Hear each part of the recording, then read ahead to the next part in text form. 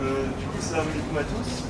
On vous a donc invité ici pour vous présenter notre exposition qui est sur le thème de Madagascar. Alors, on a décidé de faire ça vu qu'on trouve qu'il y a beaucoup trop de choses que l'on ne sait pas encore sur notre pays, qui sont pas dites, et trop d'injustices en fait, qui sont gardées. Alors, vous pouvez avancer. D'abord, à travers cette affiche, on a voulu faire passer la notion d'injustice. Du coup, vous pouvez voir ici, c'est l'émission de CO2 par pays en 2021. Du coup, on peut voir que les pays en fait qui émettent le plus de CO2 sont des pays tels que l'Amérique ou l'Europe.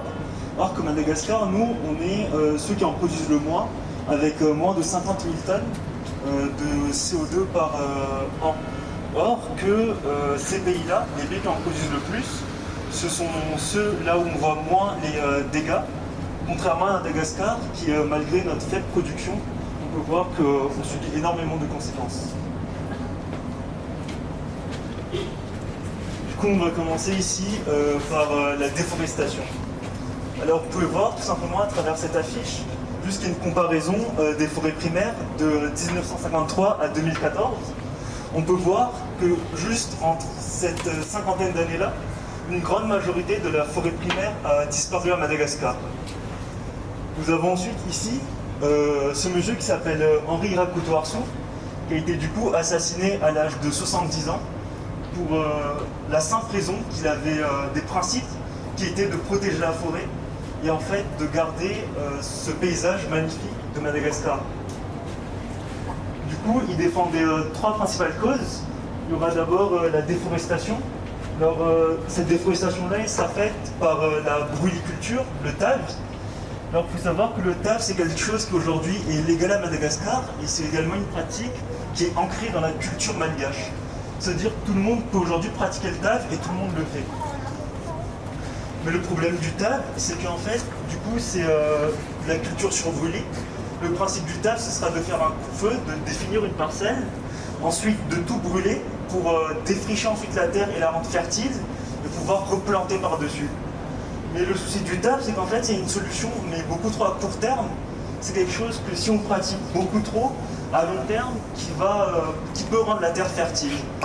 Le problème qu'on a à Madagascar, c'est qu'en fait, on vit dans un pays qui est très pauvre, où les Malgaches vivent au jour le jour.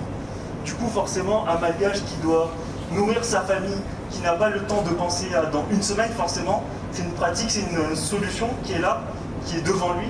Et du coup, c'est quelque chose qui va plus favoriser. Il ne va pas chercher à réfléchir dans 5 ou 10 ans qu'est-ce qui va se passer sur le terrain.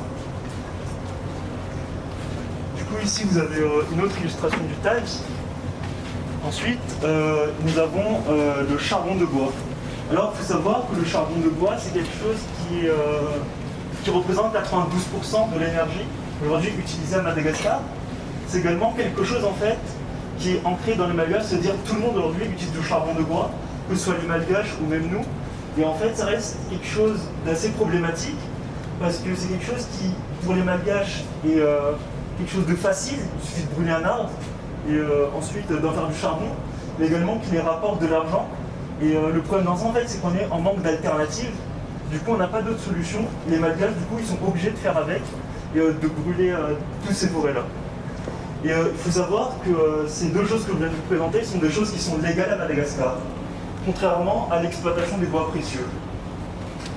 Du coup, par rapport à ça, il y a en fait le trafic de bois de rose ou de bois d'ébène, qui sont deux bois qui restent assez précieux, et malgré leur interdiction à Madagascar, sont des choses, des pratiques qui restent encore assez présentes et qui se déroulent au niveau des marchés noirs. Et du coup, ça aussi, c'est quelque chose qui accentue encore plus la déforestation de Madagascar. Donc, Alan, il nous a présenté la déforestation à Madagascar. Aujourd'hui, on a voulu aussi parler de différentes autres choses et d'autres enjeux climatiques et environnementaux à Madagascar. Alors, on a voulu parler des cyclones, parce qu'aujourd'hui, qui dit réchauffement climatique, ça dit réchauffement global des océans, des océans en gros, des mers, etc. Et les cyclones, en fait, ils sont créés par ça. Ils sont créés par de l'évaporation. Donc aujourd'hui, si les océans prennent 1 ou 2 degrés, vous serez d'accord que ça facilite en fait la chaleur et l'évaporation de l'eau beaucoup plus rapide. Et donc il y a une intensification et une prolifération en fait, des cyclones à Madagascar. On a vu récemment, l'année dernière, pendant le Tirail qui est arrivé et qui a causé la mort à 100 personnes. Je vous invite à venir vers là. Et en fait, par exemple, le Tirail et Nati, quand ils sont passés dans le sud de Madagascar, on estime à 140 millions de dollars les pertes agricoles. Et en fait, aujourd'hui, on se dit, mais ces deux cyclones-là, ils sont passés dans le sud de Madagascar, dans les régions où en fait il y a le plus d'insécurité alimentaire, où vraiment c'est ces régions-là où on se dit qu'ils ont besoin d'eau. Mais aujourd'hui, en fait, cette eau, elle est inutile. Quand un cyclone vient, c'est une abondance qui vient, c'est vraiment un aléa climatique qui est extrême. Donc, ces cyclones-là, en fait, quand ils arrivent là, ils font plus de destruction qu'ils n'apportent en fait au pays. Par exemple, en fait, la terre est tellement sèche que quand il pleut, en fait, ça coule juste, ça rentre pas dans l'eau, ça ne remplit pas les rivières et ça repart dans les océans à la fin. Et aujourd'hui, c'est ça un des enjeux, c'est que même ces cyclones-là, quand ils viennent, ils font beaucoup plus de destruction. Déjà qu'il n'y a pas beaucoup d'agriculture dans ces régions-là, le peu qu'il y a, ils les détruisent. Et en fait, tout ça, la déforestation, les cyclones, etc., c'est un impact direct sur la population à Madagascar qui aujourd'hui, en fait, déjà qu'elle est pauvre, en fait, elle subit le changement climatique en souffrant de la famine, de tout ça. Alors aujourd'hui, il y a un phénomène qui s'appelle la désertification à Madagascar. Et donc par exemple, là, vous voyez qu'il y a du sable partout. Alors que dans les forêts, en fait, c'est de la vraie terre, c'est de la terre bien noire. Et là, c'est vraiment de la terre riche. Alors que du sable, c'est vraiment pas riche. Il n'y a rien qui pousse dessus. Et donc c'est vraiment inquiétant. Et si vous ne savez pas, aujourd'hui, il y a des tempêtes de sable à Madagascar. Donc, qui dit tempête de sable dit plutôt le désert que forêt. Et aujourd'hui, Madagascar, dans toute cette région-là, on a une tempête de sable, on a un phénomène de désertification qui se met en place. Et aujourd'hui, c'est pour ça que aujourd'hui, près de 30% du territoire malgache, en fait, il est touché par la famine et la sécheresse.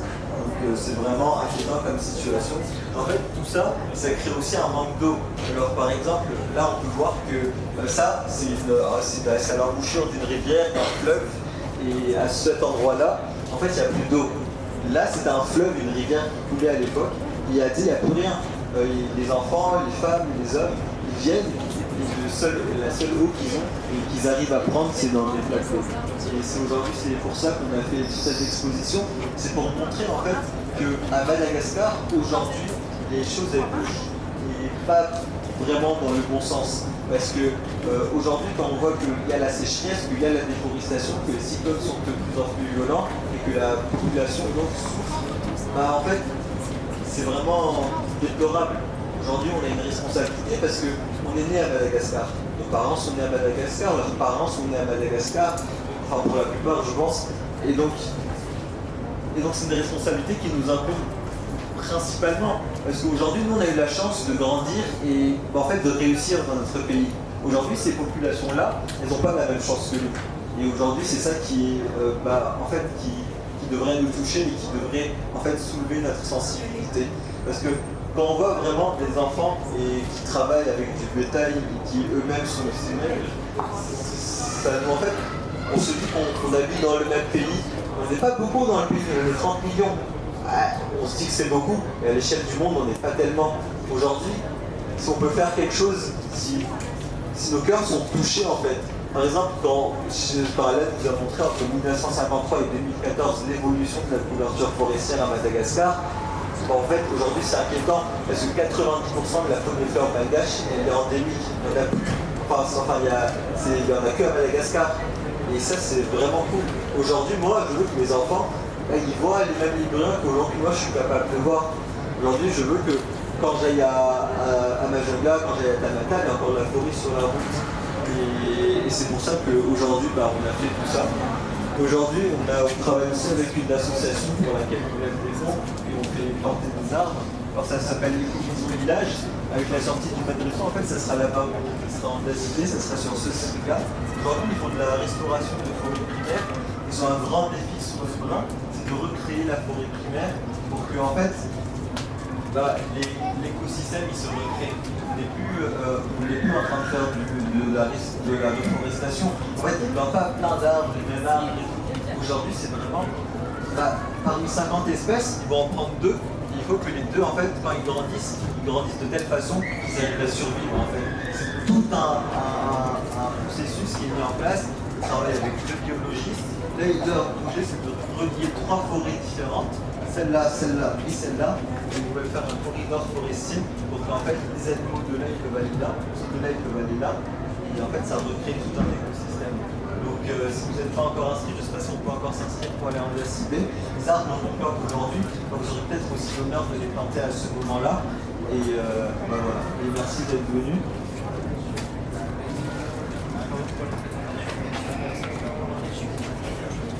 Des questions, quelque chose? Planter des arbres.